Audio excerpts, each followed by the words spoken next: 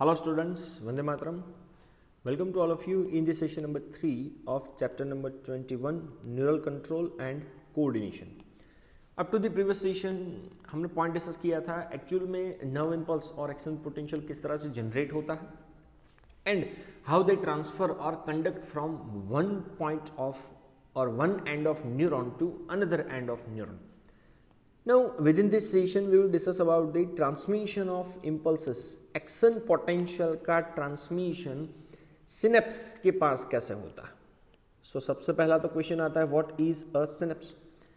So nerve impulse is transmitted from one neuron to another neuron through a physical gap, through a physical junction.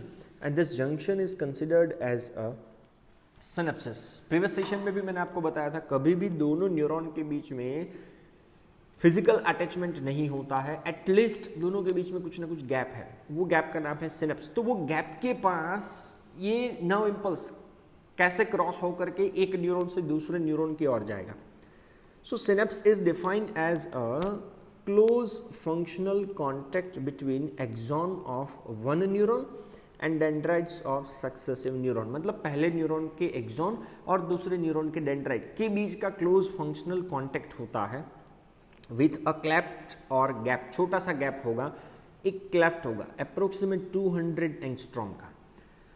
तो ये gap से ये nerve impulses एक neuron से दूसरे neuron के पास कैसे जाता है, वही पॉइंट हमें ये चैप्टर के अंदर, ये पर्टिकुलर सेशन के अंदर डिस्कस करना है. So when nerve impulse reach to the synapse, चलो समझ लो एक न्यूरॉन के अंदर जनरेट होने वाला नर्व इम्पल्स सिनेप्स के पास आया, तो उस टाइम पे आपको पता है एक केमिकल सब्सटेंस जिसका नाम है एसिटाइलचोलाइन लिबरेट होता है. और ये एसिटाइलचोलाइन नाम का सब्सटेंस ही सिनेप्स के थ्रू ये नर्व इम्पल्स को एक न्यूरॉन से दूसरे न्यूरॉन के पास इजीली ट्रांसपोर्ट होने के लिए सपोर्ट प्रोवाइड करता है. सो सिनेप्स एक तो बनेगा कैसे? So synapse is form by membranes of pre synaptic neuron. तो चलो यहाँ पे मैं पहला न्यूरॉन ले लेता हूँ और ये है दूसरा न्यूरॉन और ये बीच में सिनेप्स. तो सिनेप्स से पहले न्यूरॉन का जो मेम्ब्रेन होगा उसे मैं क्या नाम दूंगा? Pre synaptic neuron. And synapse के बाद का जो न्यूरॉन होगा उसके मेम्ब्रेन को मैं नाम दूंगा पोस्ट सिनेप्टिक न्यूरॉन. तो सिनेप्स से पहले का neuron pre synaptic neuron, synapse के बाद का न्यूरॉन पोस्ट सिनेप्टिक न्यूरॉन. तो उन दोनों मेम्ब्रेन के बीच में एक जो गैप है वो गैप ही सिनेप्स है. So synapse is form by the membrane of pre synaptic neuron and post synaptic neuron which may or may not be separated by a gap. और वो ही गैप का नाम है सिनेप्टिक क्लेफ्ट, जो आपको मैंने पहले ही बताया अप्रोक्सीमेट 200 एंगस्ट्रॉम का होगा, मतलब ना के बराबर होगा, बट गैप तो गैप है. सो यहाँ पे ये एक्शन पोटेंशियल को एक न्यूरॉन से दूसरे न्यूरॉन के पास भेजने के लिए we have a two types of synapse, जिसमें पहला होगा इलेक्ट्रिकल सिनेप्स एंड दूसरा होगा केमिकल सिनेप्स. मतलब फर्स्ट के अंदर इलेक्ट्रिकल मेथड से एक न्यूरॉन से दूसरे न्यूरॉन के पास मैसेज जाएगा और दूसरे के अंदर केमिकल सिनेप्स के थ्रू मैसेजेस ट्रांसपोर्ट होगा. तो फर्स्ट ऑफ ऑल हम लोग डिस्कस कर लेते हैं इलेक्ट्रिकल सिनेप्स. तो इलेक्ट्रिकल सिनेप्स के अंदर membrane of pre and post synaptic neurons are very close proximity near to each other. भाई इलेक्ट्रिकल सिनेप्स के अंदर दोनों न्यूरॉन के मेम्ब्रेन एक दूसरे से बहुत ही क्लोज्ड होते हैं, नियर होते हैं. So electrical current can flow directly from one neuron to another neuron across this synapse. तो इलेक्ट्रिकल सिनेप्स के अंदर इलेक्ट्रिकल करंट जो है वो एक न्यूरॉन से दूसरे न्यूरॉन के पास फ्लो होकर डायरेक्टली इजीली चला जाता है. So transmission of an impulse across the electrical synapse is very similar to impulse which are conduction along a single axon. तो जैसे आपको मैंने प्रीवियस सेशन के अंदर बताया था कि साइट ए के पास जो एक्साइटेशन हुआ है वो जैसे बी के पास जाता है, बी से सी साइट्स के पास, सी से डी साइट के पास, वैसे ही इलेक्ट्रिकल सिनेप्स के अक्रॉस ट्रांसमिट होने वाला जो ये इम्पल्स है वो ही डायरेक्शन से इजिली एक न्यूरॉन से दूसरे न्यूरॉन के पास ट्रांसपोर्ट हो जाता है। So impulse which are transmit across an electrical synapse, तो इलेक्ट्रिकल सिनेप्स के थ्रू ट्रांसमिट होने वाला इम्पल्स आर ऑलवेज फास्टर होता है than that across the chemical synapse, क्योंकि केमिकल सिनेप्स के थ्रू जो भी मैसेजेस पास होते हैं उसको थोड़ा टाइम लगता है, बट उसकी एक लिमिटेशंस भी है कि इलेक्ट्रिकल सिनेप्स जो होते हैं are rare in our system. तो हमारी बॉडी के अंदर इलेक्ट्रिकल सिनेप्सेस रेयर कंडीशन में ही काम कर रहे हैं, बट सेकेंड केमिकल सिनेप्स के through he majority number of cases के अंदर इलेक्ट्रिकल इम्पल्सेस एक न्यूरॉन से दूसरे न्यूरॉन के पास ट्रांसपोर्ट होते हैं।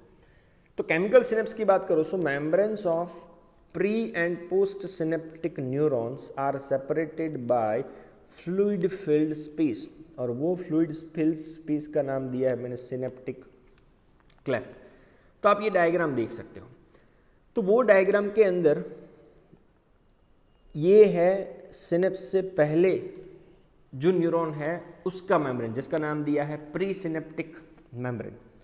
ये है सिनेप्स के बाद के न्यूरॉन का मेम्ब्रेन पोस्ट सिनेप्टिक मेम्ब्रेन, और ये दोनों के बीच का गैप जिसका नाम है सिनेप्टिक क्लेफ्ट, और ये तीनों को मिला जुला के नाम दिया जाता है सिनेप्स।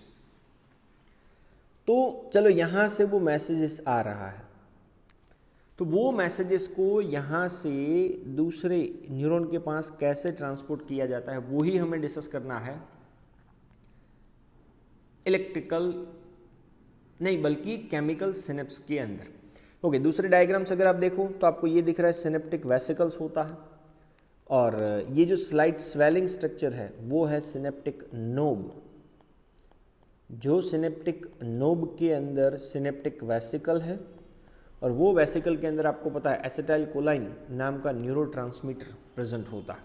ये एक्सॉन का टर्मिनल पोर्शन, और ये है पोस्ट सिनेप्टिक मेम्ब्रेन के ऊपर के रिसेप्टर्स जो कोई भी सब्सटेंस को रिसीव करने के लिए यूटिलाइज्ड होता है।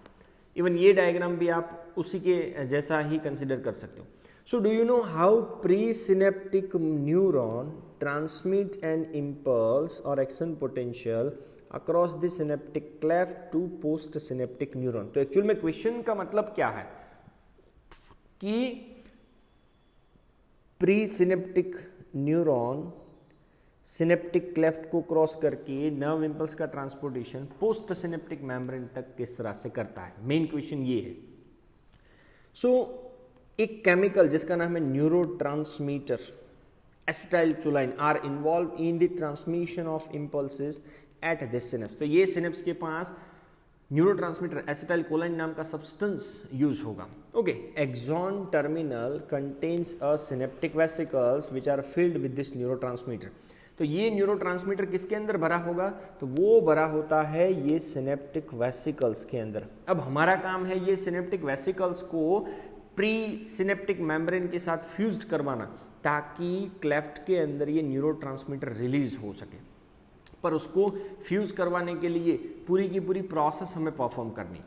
सो क्वेश्चन ये है कि व्हेन इम्पल्स और action potential arrive at the axon terminal, चलो एक्सॉन के टर्मिनल के पास इम्पल्स आ चुका है, तो उस टाइम पे क्या होगा, एसिटाइलकोलाइन जो है neurotransmitter is generated and is responsible for the conduction of impulse through the synapse. वो तो हमें पता है, पर कैसे वो जनरेट होता है, तो चलो समझ लो कि when impulse reach to the synaptic knob of the axon, synaptic knob के पास जैसे ही इम्पल्स आता है it depolarise the pre synaptic membrane. चलो अब मैं डायग्राम के अंदर आपको दिखाता हूं कि वो आ गया नर्व इम्पल्स ये प्री सिनेप्टिक नोब के पास। जैसे ही वो नोब के पास आएगा ये प्री सिनेप्टिक मेम्ब्रेन का चैनल जो है वो खुलेगा। अब वो प्री सिनेप्टिक मेम्ब्रेन का कैल्शियम चैनल खुलेगा और सिनेप्स से कैल्शियम जो है वो प्री सिनेप्टिक मेम्ब्रेन क्रॉस करके साइटोप्लाज्म के अंदर जाएगा। तो साइटोप्लाज्म के अंदर कैल्शियम का लेवल बढ़ने की वजह से ये जो सिनेप्टिक वेसिकल्स आपको दिख रही है वो सिनेप्टिक वेसिकल्स क्या होगी, प्री सिनेप्टिक मेम्ब्रेन के साथ फ्यूज्ड होगी, और फ्यूज्ड होने के बाद वो टूटेगी ताकि अंदर से न्यूरोट्रांसमीटर के मॉलिक्यूल्स, एसिटाइल कोलाइन के मॉलिक्यूल्स, ये सिनेप्स या तो सिनेप्टिक क्लेफ्ट के अंदर रिलीज होंगे। अब रिलीज होने वाले मॉलिक्यूल्स धीरे धीरे ये पोस्ट सिनेप्टिक मेम्ब्रेन के पास जो रिसेप्टर प्रोटीन है उसके साथ जाके जुड़ेंगे। अब आप सोचो कि ये वहाँ पे एक स्टिम्युली का काम करेगा, तो जैसे ही कोई स्टिम्युली आएगा पोस्ट सिनेप्टिक मेम्ब्रेन का अगेन सोडियम चैनल खुलेगा और सोडियम चैनल खुलने की वजह से सोडियम अंदर एंटर होगा। तो आपको समझ में आ गया कि एक बार सोडियम चैनल खुली, सोडियम की एंट्री अंदर की ओर होगी तो चार्जेस चेंज होगा, बाहर नेगेटिव हो जाएगा और अंदर पॉजिटिव हो जाएगा, और ये कंडीशन को क्या बोला जाता है, डीपोलराइज्ड कंडीशन। अल्टीमेटली एक न्यूरॉन के पास जो मैसेजेस था वो दूसरे न्यूरॉन के पास मैसेजेस इजीली ट्रांसपोर्ट हो करके चला गया। सो अब थियोरेटिकली मैं आपको एक्सप्लेन कर देता हूँ कि जैसे ही प्री सिनेप्टिक मेम्ब्रेन डिपोलराइज हुआ, कैल्शियम आयन की परमिएबिलिटी इंक्रीज हुई, so calcium ion from synaptic cleft enter into the synaptic knob. तो सिनेप्टिक नोब के अंदर कैल्शियम का कंसंट्रेशन जो था वो बढ़ेगा, तो उसकी वजह से न्यूरोट्रांसमीटर एसिटाइल कोलाइन रिलीज होगा और ये डिफ्यूज होकर के कहाँ पे एंटर होगा, क्लेफ्ट के अंदर, and bind with the protein receptor molecule of a post synaptic membrane and they are act as a acetyl choline receptor। तो पोस्ट सिनेप्टिक मेम्ब्रेन का जो एसिटाइल कोलिन रिसेप्टर था वो उसको एक्सेप्ट करेगा, which allow sodium ions to enter the cell. तो sodium ion cell के अंदर एंटर होगा विच कोज अ डीपोलराइजेशन पर किसका, पोस्ट सिनेप्टिक मेम्ब्रेन का, and generate a new action potential. तो प्री के पास जो मैसेजेस था वो पोस्ट के पास मैसेज आ गया, और अल्टीमेटली हमारा तो एक ही एम था कि कैसे भी करके मैसेजेस एक न्यूरॉन के पास जो है उसको दूसरे न्यूरॉन के पास इजीली लाया जाए। तो इसके अंदर भी वही पूरा का पूरा आपको डायग्राम दिख रहा है कि भाई इजीली फर्स्ट न्यूरॉन से मैसेजेस सेकेंड न्यूरॉन के पास किस तरह से ये सिनेप्स को क्रॉस करके न्यूरोट्रांसमीटर के सपोर्ट से मूव हुआ।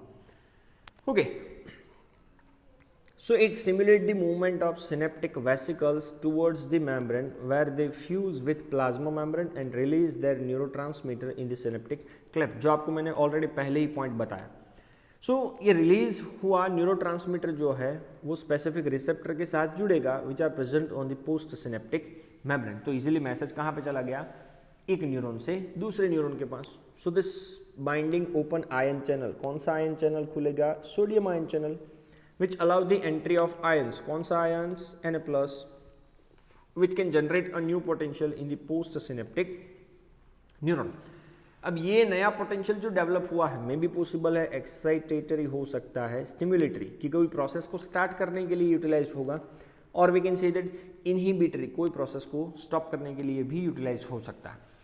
ओके, अब एसिटाइल कोलाइन के तो बहुत सारे मॉलिक्यूल्स आप देख सकते हो ये सिनेप्टिक क्लेफ्ट के अंदर रिलीज हुए थे। हमें तो खाली एक ही मॉलिक्यूल्स की जरूरत है, बाकी का जो एसिटाइल कोलाइन का सब्सटेंस है वो अब यूज नहीं होने वाला क्योंकि ऑलरेडी मैसेज ट्रांसफर हो चुका। तो ये जो बचा हुआ एसिटाइल कोलाइन का मॉलिक्यूल्स है वो एसिटाइल कोलाइन का मॉलिक्यूल हम लोग ऐसे ही वेस्ट नहीं कर सकते।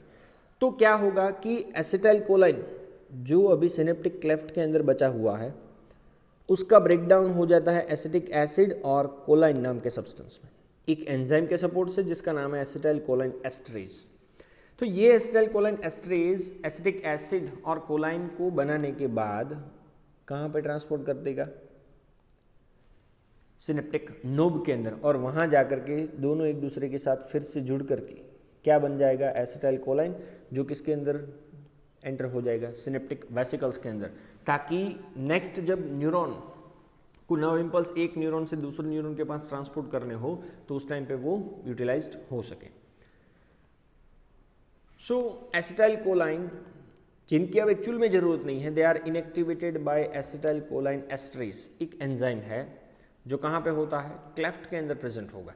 सो एसिटाइल कोलाइन का एसिटाइल कोलाइन एस्ट्रेज नाम के एंजाइम के सपोर्ट से एसिटिक एसिड और कोलाइन के अंदर ब्रेकडाउन हो जाता है, and this both are move into the synaptic knob, and दोनों एक दूसरे के साथ जुड़ के फिर से क्या बन जाएगा, acetylcholine in the presence of ATP, and they are move within the synaptic vesicle, जो आगे जाकर के दूसरे न्यूरॉन जब इम्पल्सेस को अक्रॉस द सिनेप्स ट्रांसपोर्ट करेंगे तो उस टाइम पे ये यूटिलाइज्ड होगा. So this all are related with the transmission of impulses at synapse, whether it is chemical synapse or electrical synapse. Thank you very much. Jai Hind.